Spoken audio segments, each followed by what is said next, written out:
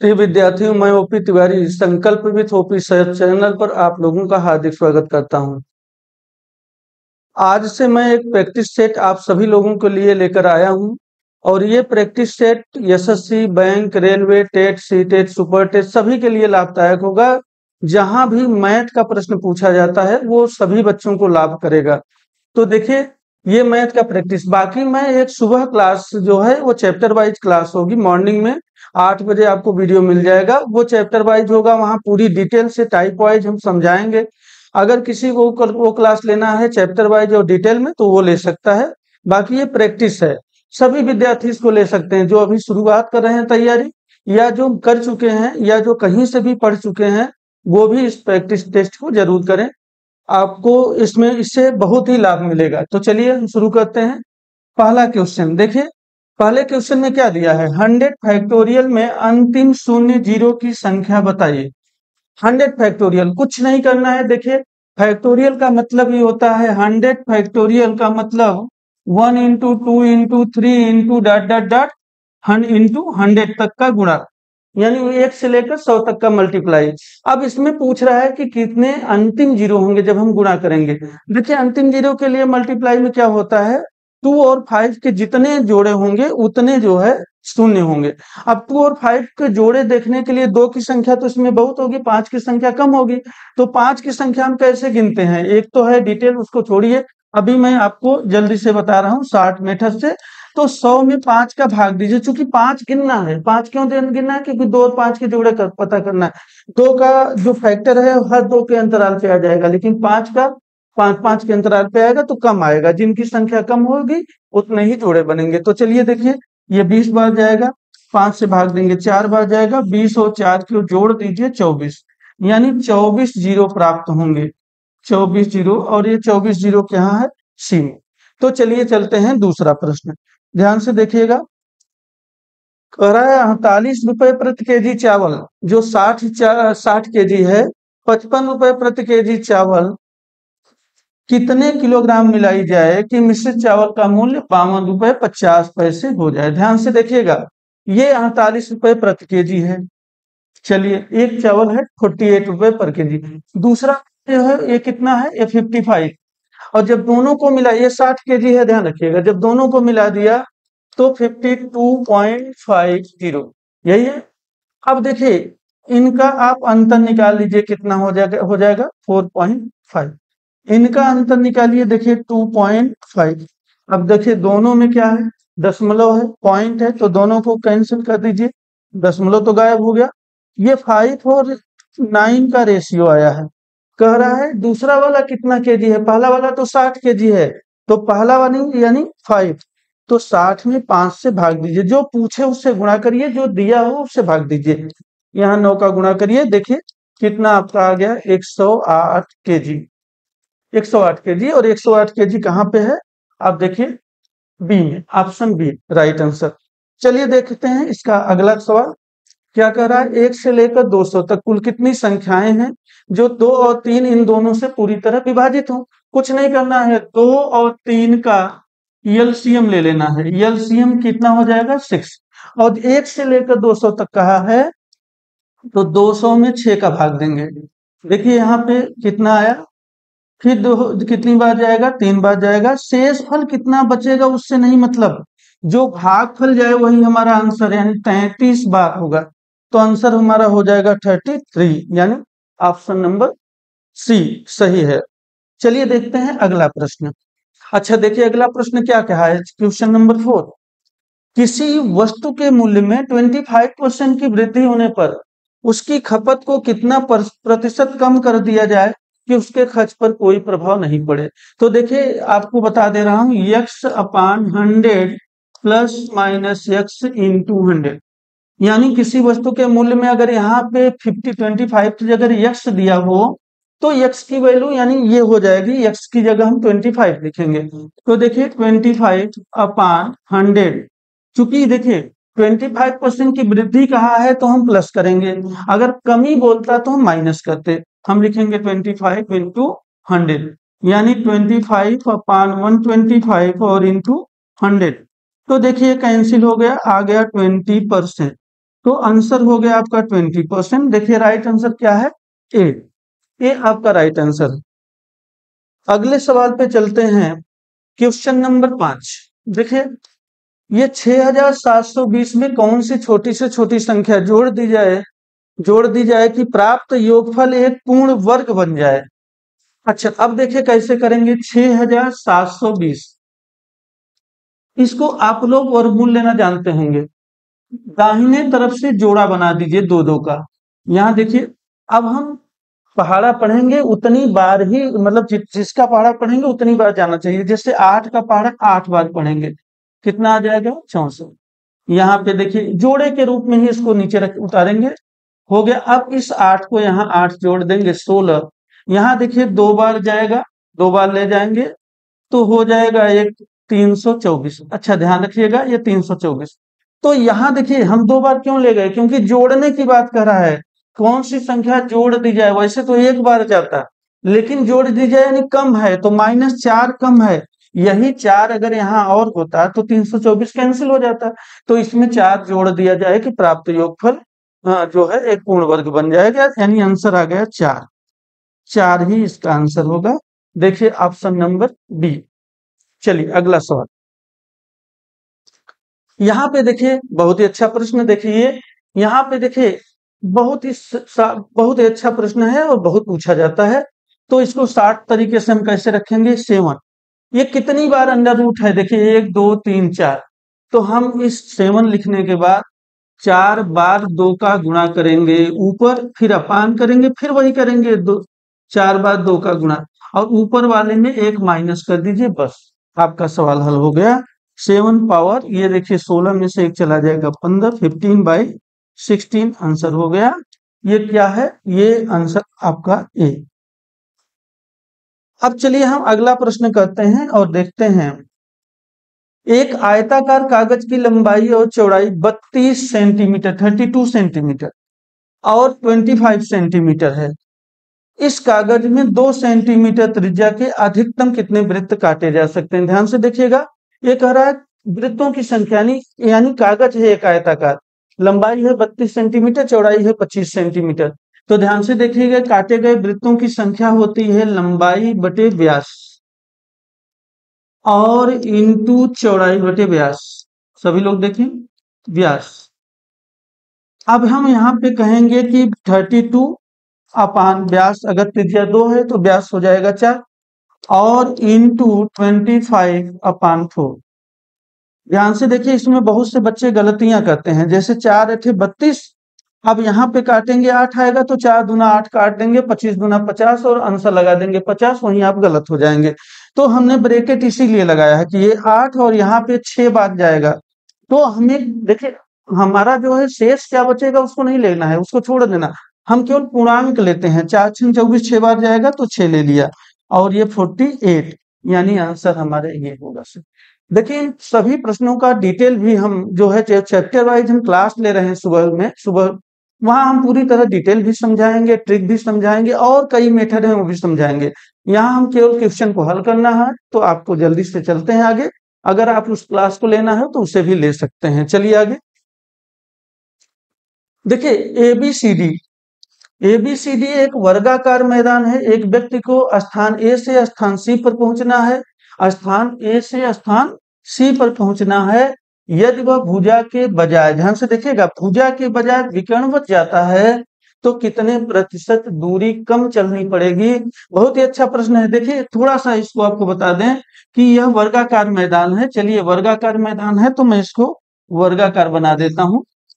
यहाँ पे देखिए वर्गाकार जिसकी लंबाई और चौड़ाई बराबर हो। तो देखिए एक वर्गाकार मैदान है ए बी सी और डी। एक व्यक्ति ए पे है और ये सी पे जाना चाह रहा है। अगर वह भुजा से, चलिए हम इसको मान लेते हैं, भुजा की लंबाई पता नहीं तो हमने 100 मान लिया। अच्छा विकर्ण 100√2 हो जाएगा, क्योंकि वर्ग का जो विकर्ण होता है a√2 होता है, भुजा √2 होता है। तो अब बताइए अगर भुजा से जाएगा तो बताइए दूरी कितनी लगेगी। यहाँ से मान लीजिए ए पर है, डी पे आया, सी पे गया, तो 100 + 100 यानी 200, 100 + 100 = 200 मीटर की दूरी तय किया। अच्छा, अगर विकर्ण से आया, विकर्णवत आया, विकर्णवत अगर चलेगा तो वास्तव में 100√2 हो जाएगा, यानी 100 इंटू 1.4441, 1.41, तो 141 मीटर हो गया। आप बताइए, 200 मीटर चलना था, अब 141 मीटर ही चलना पड़ा, यानी कितना कम चलना पड़े, तो 200 में से 141 माइनस करिए, 59 मीटर अपान किससे कम चलना पड़ा, 200 से, इंटू 100, यानी इसका परसेंटेज निकालेंगे कितना प्रतिशत कम है। तो देखिए ये कैंसिल हो जाएगा, ये हो जाएगा 29.5। तो कहाँ पे आंसर है, बी। बी आपका राइट आंसर है। चलिए हम फिर आगे चलते हैं। देखिए ये बहुत ही अच्छा प्रश्न है। यहाँ पे देखिए, हम सबको पहले लिखते हैं, इसको समझा के आगे चलते हैं। यहाँ पे देखिए 3 दिया, √3 और क्या है, √5 और 3। यहाँ पे देखिए हम इसको हल करेंगे तो लिख लेंगे पावर 1/3, 3 पावर 1/2 और 5 पावर 1/3। 3 2 3 इनका एलसीएम ले लेंगे। 3 2 3 का अगर हम एलसीएम लेंगे तो 6 आ जाएगा, एलसीएम बराबर 6, और इन सभी को सभी में 6 का गुणा कर देंगे। तो देखिए 3 दूना 6, 2 3 6, 3 दूना 6। तो आप बताइए यहाँ पे क्या हो गया, ये हो गया 2 पावर 2 यानी 4, ये हो गया 3 पावर 3 यानी 27, और ये हो गया 5 पावर 2 यानी 25। क्या पूछ रहा है, सबसे बड़ी संख्या आप ही बताइए। 4 27 25 कौन सी बड़ी संख्या है, 27। 27 का मतलब ये वाला सही है, यानी √3 सबसे बड़ी संख्या है। चलिए आगे चलते हैं। आप 3 आयताकार खेतों के क्षेत्रफल क्रमशः 225 मीटर स्क्वायर, 165 मीटर स्क्वायर और 195 मीटर स्क्वायर है। तीनों खेतों में अधिकतम क्षेत्रफल, ध्यान से देखिएगा, अधिकतम क्षेत्रफल वाली समान क्षेत्रफल की क्यारियां बनाई गई है। प्रत्येक क्यारी का क्षेत्रफल क्या, अधिकतम पूछ रहा है, यानी एचसीएफ पूछ रहा है। अब देखिए आप 225 लिख दीजिए, फिर कितना बोला है, 165 और 195, और इसका निकाल लीजिए आप क्या, एचसीएफ। चलिए 3 से भाग देते हैं, 3 से 21 15, 3 5 15, ये हो गया। और यहाँ पे फिर देखिए 5 से कैंसिल होगा, ये 15 हो जाएगा, ये 11, ये 13 बचे 65। 3 और 5 का मल्टीप्लाई, यानी 3 इंटू 5 इक्वल 15, ये हो गया एचसीएफ। देखिए एचसीएफ कई विधियां होती है निकालने की, ये सबसे आसान विधि है, शार्ट विधि है। तो जैसे एलसीएम लेते हैं, एलसीएम आप छोटे से चलते हैं, यहाँ हम उसी से भाग देंगे जिसमें तीनों भाग चला जाए, तीनों में भाग चला जाए, 3 में तीनों में चला जाएगा, 5 का तीनों में चला जाएगा। अब कोई संख्या नहीं बचा जो तीनों को कैंसिल कर सके, तो हम रुक जाएंगे। इसका गुणा ही हमारा एचसीएफ होगा, और यही हमारा आंसर होगा, यानी आंसर सी। तो देखिए सी वाला ऑप्शन बिल्कुल राइट आंसर है। तो हम आगे बढ़ते हैं। Question number 12। क्रिकेट का एक बल्लेबाज 12वीं पारी तक कुछ रन बनाता है, 13वीं पारी में 80 रन बनाने के कारण उसके औसत रन में 2 रन की वृद्धि हो जाती है। 12वीं पारी के अंत में औसत रन क्या था। देखिए बहुत ही अच्छा प्रश्न है, यह नंबर सिस्टम का प्रश्न है। आपको नंबर सिस्टम में भी पूछा जाता है और एवरेज में भी, औसत में भी दे दिया जाता है, तो आपको किसी भी चैप्टर में मिल सकता है। नंबर सिस्टम में भी मिल जाएगा, एवरेज में, औसत में भी मिल जाएगा। तो देखिए कह रहा है कि 2 रन की वृद्धि हो जाती है, तो 12वीं पारी के अंत में औसत रन क्या था। 12वीं पारी के अंत में देखिए 60 मीटर अगर हम चलें तो हम कहेंगे कि 13वीं पारी खेली गई, और 13वीं पारी तक कुल वृद्धि कितना कितना हुआ, कुल वृद्धि आप बताओ। 2 रन की वृद्धि हुई ना, तो 2 इंटू 13 यानी 26 रनों की वृद्धि हो गई, 26 रन। अच्छा 13वीं पारी में 80 रन बना, तो 80 में से 26 घटा दीजिए, यानी 12वीं पारी के अंत में औसत रन कितना हो जाएगा, 54। ये 12वीं पारी के अंत में औसत रन है। अगर 13वीं पारी के अंत में पूछता तो 54 + 2 कर देता और हो जाता 56, लेकिन पूछा है 12वीं पूछा है, तो आंसर होगा 54। 12वीं पारी के अंत में 54, और 13वीं पारी के अंत में पूछता तो 56। चलिए आगे चलते हैं। एक व्यक्ति किसी निश्चित दूरी को जब 40 के स्पीड से चलता है, 40 किलोमीटर प्रति घंटे की चाल से चलता है, तो 10 मिनट पहले पहुंच जाता है। पहले है, ध्यान रखिएगा। लेकिन जब वह 50 के स्पीड से जाता है तो कह रहा है क्या, 20 मिनट पहले पहुंच जाता है। तो निश्चित दूरी क्या है, पहले यहां भी है, पहले यहां भी है, यानी इसमें 10 मिनट पहले, इसमें 20 मिनट पहले। हम अगर कहें कि समय में अंतर कितना है, तो आपको समझ में आ रहा है कि 10 मिनट का अंतर है। तो ध्यान से देखिए, समय में अंतर, समय में अंतर अगर हम कहें तो कितना है, 10 मिनट का अंतर है, 10 मिनट। ध्यान से देखिएगा। अच्छा, दूरी मुझे नहीं पता, मैंने मान लिया, माना दूरी। देखिए इसका डिटेल भी है, मैं केवल शॉर्ट मेथड बता रहा हूं। माना दूरी 40 और 50 का एलसीएम ले लिया करिए। दूरी हमेशा 40-50 का एलसीएम ले लेंगे तो 200। माना दूरी 200 मीटर है, या किलोमीटर मानिए, किलोमीटर, 200 किलोमीटर मैंने मान। अब 200 किलोमीटर को अगर 40 की स्पीड से चलेंगे तो समय कितना लगेगा जी, 5 घंटे। और इसी 200 के स्पीड को अगर 50 के स्पीड में चलेंगे तो समय कितना लगेगा, 4 घंटे। वास्तव में आप मुझे बताइए, यहाँ समय में कितना डिफरेंस है, यहाँ डिफरेंस है 1 घंटे का। 1 घंटे यानी मिनट में कितना है, 60 मिनट का डिफरेंस है। अब देखिए यहां से सवाल लग जाएगा बहुत अच्छे से। 60 मिनट का जब अंतर है, 60 मिनट का जब अंतर है तो दूरी कितनी है, 200 किलोमीटर। जब 10 मिनट का अंतर होगा तो दूरी कितनी हो जाएगी, यानी 200 इंटू 10/60। ये देखिए कैंसिल हुआ, 2×3 6, और ये हो गया 100, यानी 33 सही 1/3 किलोमीटर। ध्यान से देखिएगा, 33 सही 1/3 किलोमीटर, 1 अच्छा यहाँ पे 2×3 6, ये नहीं होगा, ये होगा 33 सही 1/3, ये सी नहीं होगा। ध्यान रखिए, इसको ध्यान से रखिए, ध्यान रखिएगा। यहाँ 1/2 लिखा है, इसलिए ये नहीं होगा। ऑप्शन बी सही है, 33 सही 1/3 किलोमीटर। तो चलिए आगे चलते हैं। किसी संख्या में उत्तरोत्तर 3, 5 व 7 से भाग करने पर शेषफल क्रमशः 1, 2, 4 प्राप्त होता है, तो वह न्यूनतम संख्या कौन सी है। बहुत ही अच्छा प्रश्न है। देखिए 3, 5, 7 से भाग देने पर शेषफल क्रमशः, क्रमशः यानी 3 से भाग देंगे तो 1, 5 से देंगे तो 2, और 4 से भाग देंगे तो 1। ध्यान से देखिए, छोटी से छोटी संख्या पूछ रहा है यहाँ पे। देखिए तो न्यूनतम संख्या यानी छोटी से छोटी, जब भी न्यूनतम संख्या पूछे तो अंतिम भागफल 1 होता है। अंतिम भागफल, अंतिम भागफल मुझे 1 लेना होगा, 1। तो 1 का यहाँ गुणा करेंगे और नीचे वाले को जोड़ देंगे। 7 में 1 का गुणा किया, 4 जोड़ा, कितना हुआ, 11। अब इस 11 का गुणा 5 में करेंगे, 11×5 = 55, और 2 को जोड़ा, कितना हो गया, 57।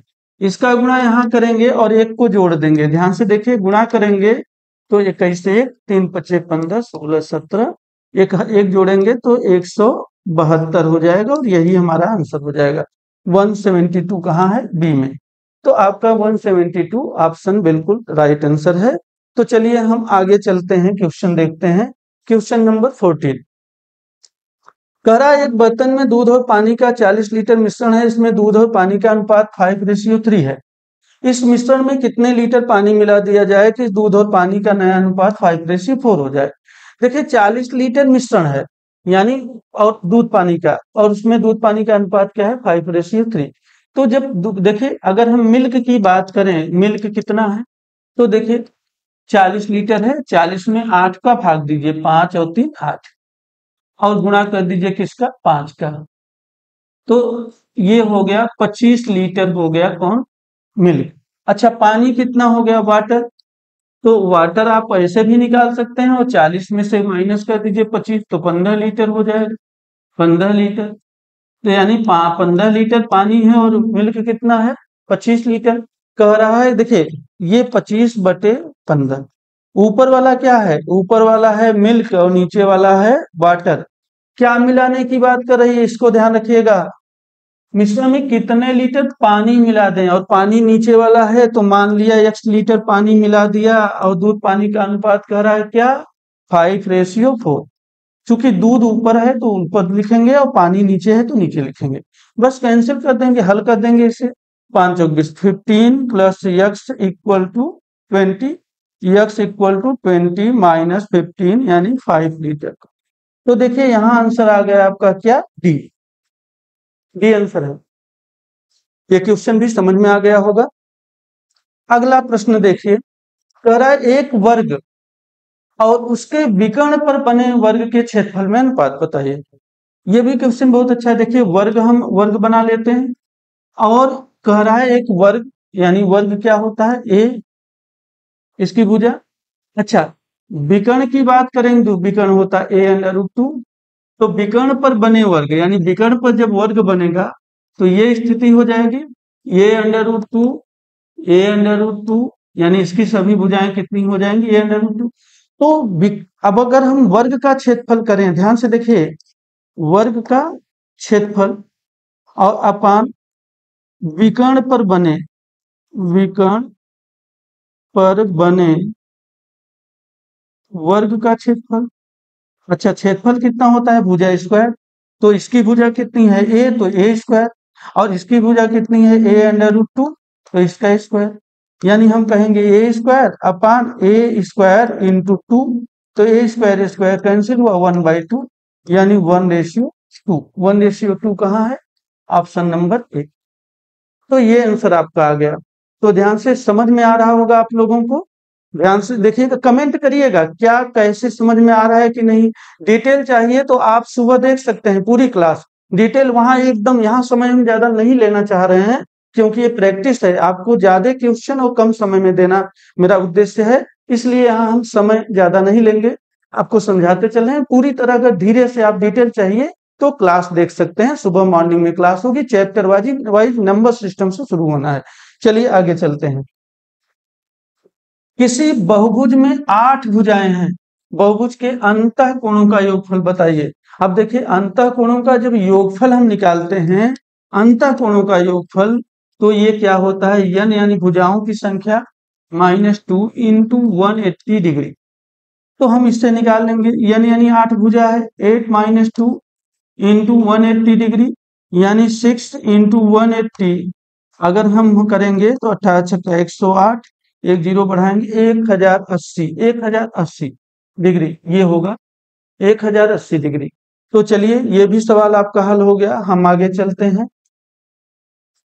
कह रहा है 213 और पावर दिया है 51। इसमें कह रहा है यूनिट डिजिट बताइए, इकाई अंक, यूनिट डिजिट, इकाई अंक बताना है। कुछ नहीं करना होता, हमें जो पावर दिया है उसी में हम 4 का भाग देकर शेष लिखेंगे। ध्यान से देखिए, हम पावर में 4 का भाग देकर शेष लिखेंगे, यानी अच्छा इसके केवल इकाई अंक से मतलब है, और 51/4 का शेष लिख देंगे, शेष। आप बताइए 3 पावर, अब 4 का भाग देंगे तो शेष तो 3 आएगा ना, तो कितना हो गया 27, और 27 में इकाई अंक कितना है, यूनिट डिजिट 7, इसलिए आंसर हो जाएगा डी। अब फिर हम आगे चलते हैं और देखते हैं सवाल को। कह रहा है संख्या 120 120 में कुल गुणनखंडों की संख्या, फैक्टर की संख्या पूछ रहा है, नंबर ऑफ फैक्टर। तो देखिए 120 में गुणनखंडों की संख्या अगर हम निकालें तो कैसे निकाला जाएगा, ध्यान से देखिए। हम इसका फैक्टर करेंगे, यहाँ देखिए 60, फिर 30, फिर 15, फिर 3 से जाएगा 5 और 5 से जाएगा 1। अब नहीं जाएगा, इसको हम लिख सकते हैं 2 power 3 into 3 power 1 into 5 power 1। ध्यान से देखिए कैसे गिनते हैं, टोटल पूरे गुणनखंडों की संख्या कर रहा है। अब 3 में 1 जोड़ देंगे, ध्यान से देखिएगा, इस वाले में +1, यहाँ भी +1 और यहाँ भी प्लस, यानी अब हमें इसके बेस से कोई मतलब नहीं, चाहे 3 हो, चाहे 5 हो, चाहे 7 हो, चाहे 11 हो, कोई मतलब नहीं। केवल जो घात दिया है, पावर दिया, उसमें 1 जोड़ें और गुणा कर दें। जब 3 में 1 जोड़ेंगे तो कितना हो जाएगा 4, 1 में 1 जोड़ेंगे 2 हो जाएगा, 1 में 1 जोड़ेंगे 2 हो जाएगा, तो 4 दूना 8 दूना 16, यानी आंसर हमारा हो जाएगा 16। और राइट आंसर होगा कौन सा, डी, डी फॉर डॉक्टर। चलिए आगे चलते हैं और देखते हैं क्वेश्चन नंबर 19। हाँ, बहुत ही अच्छा प्रश्न आ गया। देखिए, कह रहा है यक्स और क्यू का क्रमशः मान है, यानी यक्स और क्यू का, ये क्यू है, यानी पहले इसका मान बताना है फिर इसका। तो चलिए पहले इसी का बता देते हैं। ध्यान से देखिए, ये है, यहाँ पे देखिए एक इस तरह की लाइनिंग है, अगर एक इस तरह की लाइनिंग है ना? तो यहाँ पे एक ही तरफ के अंतः कोणों का योगफल 180 डिग्री के बराबर होता है। ध्यान से देखिए, और फिर मान लीजिए हमने यहाँ पे ये बना दिया लाइन, तो यहाँ अगर कोई डिग्री बना हुआ है और यहाँ बना हुआ है, तो इसका योगफल 180 डिग्री के बराबर होगा। तो ये और ये 180 डिग्री के बराबर होगा। तो यहाँ पे देखिए यक्स प्लस कितना दिया हुआ है 10, और प्लस इसको जोड़ दें 20, और ये हो जाएगा 180 डिग्री के बराबर। तो यक्स बराबर हो जाएगा 180 माइनस 30, यानी कितना हो जाएगा ये 150 डिग्री। तो यक्स के वैल्यू तो आ गई 150 डिग्री। चलिए अब हम देखते हैं इसको। अच्छा, एकांतर कोण बना, जेड की आकार का बन रहा है। देखिए जेड के आकार का, ये देखिए यहां से हम अगर चलेंगे, ये यहां से देखेंगे तो ये जेड के आकार का बन रहा है, यानी यह एकांतर कोण है। तो ये जो एक कोण है और ये दोनों मिला के, यानी ये पूरा कोण, यह दोनों बराबर होते हैं, इक्वल होते हैं। यानी अगर ये 65 डिग्री है तो ये भी 65 होगा, यानी Q प्लस 20। तो बताइए 65 में से 20 माइनस कर दें, Q की वैल्यू आ जाएगी, यानी कितना हो जाएगा 45 डिग्री इक्वल टू Q। तो देखिए कहाँ दिया गया 150 और 45, ये आंसर सही है। ध्यान से देखिएगा किस क्रम में पूछा है, इसका भी बहुत महत्वपूर्ण स्थान। यानी पहले यक्स पूछा है तो पहले यक्स की वैल्यू रखेंगे, क्यों बाद में पूछा है तो बाद में 45। ऐसा मत कर दीजिए कि लगाने के बाद भी आप गलत दे दीजिए इसको। तो 150 और 45 आंसर बिल्कुल राइट आंसर है। चलिए हम आगे चलते हैं। एक समांतर चतुर्भुज की आसन्न भुजाएं, ये तथा देखिए एक चीज बताएं, हम जल्दी बता रहे हैं थोड़ा सा, इसलिए भी क्वेश्चन हल करवा रहे हैं। लेकिन इन सारे प्रश्नों को जो बच्चे हमसे पढ़ चुके हैं, जो बच्चे हमसे पढ़ चुके हैं वो सब पढ़े होंगे और सब ये डिटेल भी जानते होंगे। मैं वहां पे पूरी डिटेल से बता, जब क्लास पढ़ाऊंगा सुबह के में मीटिंग में क्लास होगी तो वहां आपको पूरी तरह से डिटेल, अगर आपको डिटेल बेसिक नहीं पता है तो जरूर वो क्लास करिएगा, अगर पता है तो कोई बात नहीं, फिर इन क्वेश्चनों को आप समझ रहे होंगे। देखिए, एक समांतर चतुर्भुज की आसन्न भुजाएं ए और बी हैं। समांतर चतुर्भुज, इसका क्षेत्रफल ए वर्ग इकाई है, कैपिटल ए वर्ग इकाई। एक आयत है, इसकी आसन्न भुजाएं ए तथा बी हैं, स्मॉल ए बी, और इसका क्षेत्रफल बी वर्ग इकाई। यानी समझिएगा, यहाँ पे देखिए एक समांतर चतुर्भुज है। समांतर चतुर्भुज में क्या होता है, आमने सामने की भुजाएं बराबर होती हैं। अच्छा, और एक आयत है, तो एक आयत में क्या होता है, आमने सामने की भुजाएं यहाँ भी बराबर होती हैं, लेकिन यहाँ सभी कोण भी बराबर होते हैं, इक्वल होते हैं, 90 डिग्री के होते हैं। लेकिन यहाँ सभी कोण बराबर नहीं होते, बल्कि आमने सामने का कोण बराबर होता है। ये होता है समांतर चतुर्भुज। तो ये है समांतर चतुर्भुज और ये है आयत, रेक्टेंगल। तो अब देखिए यहाँ पे है क्या, इसकी कह रहा है भुजाएं ए बी, यानी भुजाएं तो ए इसका स्मॉल ए और बी इसका भी स्मॉल ए और बी, और कह रहा है ये जो क्षेत्रफल है ये ए वर्ग इकाई है और इसका बी वर्ग इकाई है, यही दिया है। अब पूछ क्या रहा है कि इसमें से कौन सा सत्य कथन होगा, ए के बराबर बी होगा, ए ग्रेटर देन बी होगा, कि ए लेस देन बी होगा, नन ऑफ दीज होगा। ध्यान से देखिएगा, बहुत ही अच्छा सवाल है। आप मुझे बताइए, अगर हम आयत का क्षेत्रफल निकाले, यानी बी बराबर अगर मुझे निकालना हो, तो हम क्या कहेंगे, ए इंटू बी, भाई लंबाई इंटू चौड़ाई। तो ए इंटू बी हम कह सकते हैं, इस ए इंटू बी। लेकिन यहाँ समांतर चतुर्भुज का क्षेत्रफल निकालना हुआ तो इसकी ऊंचाई हम देखेंगे। ध्यान से देखिएगा, इसकी ऊंचाई देखेंगे, ये एच होगा, एच। तो अगर समांतर चतुर्भुज का क्षेत्रफल ए बराबर निकालना हुआ तो हम क्या लिखेंगे, B into H, B into H, यानी ये एच जो है ये होगा। तो यहाँ देखिए बी और बी तो बराबर हुआ, ये दोनों वैल्यू तो बराबर है, लेकिन एच और ए में अगर हम देखें तो कौन सा छोटा होगा, आप मुझे बताइए। यहाँ ए है और ये एच है, ए एच है, तो छोटी वैल्यू कौन होगी? ये है, लेकिन यच तो विकर्ण हमेशा बड़ा होता है और ये छोटा होगा, तो यच छोटी होगी। चूंकि यच जो है छोटा होगा किससे? ए से, इसलिए इसलिए ए लेस देन बी, ए छोटा होगा बी से। तो देखिए ये ऑप्शन बिल्कुल राइट आंसर है, यानी सी ऑप्शन आपका सही होगा। इसमें बहुत से लोग ए इक्वल टू बी बोल देते हैं कि जब भुजाएं बराबर हुए तो इसका क्षेत्रफल भी बराबर, ऐसा नहीं है। राइट आंसर आपका ए है। चलिए आगे चलते हैं। अपनी वास्तविक चाल का 2/3 चाल से चलने पर एक व्यक्ति किसी निश्चित दूरी को तय करने में 3 घंटे देर से पहुंचता है, वास्तविक चाल से चलने पर कितना समय लगेगा? तो ध्यान से देखिए, ये प्रश्न भी बहुत अच्छा है और इसके कई तरीके हैं। B1 T1 equal to V2 T2 से भी लगेगा, डिटेल भी लगेगा मान करके, लेकिन हम उस सबको नहीं बताएंगे, हम इसका केवल ट्रिक के माध्यम से बता देंगे। ध्यान से देखिए 2/3 है, 2/3 चाल से चलता है। आप कुछ मत करिए, देखिए अभी हम इसको समझा देंगे। ये 2 लिखिए और 2 और 3 का अंतर 1 और जो समय है उसका गुणा कर दीजिए, बस 6 घंटे आ गया। होता क्या है, अगर हम कहें कि अपनी वास्तविक चाल का, अब इसको समझा रहे हैं ध्यान से देखिए, अपनी वास्तविक चाल का x/y चाल से अगर चले, y चाल से चले तो समय कितना लगेगा, ये ध्यान से देखिएगा। तो x y का अंतर इंटू टी, यही हमारे प्रश्न का आंसर होगा और इसी से मैंने ये प्रश्न हल किया है।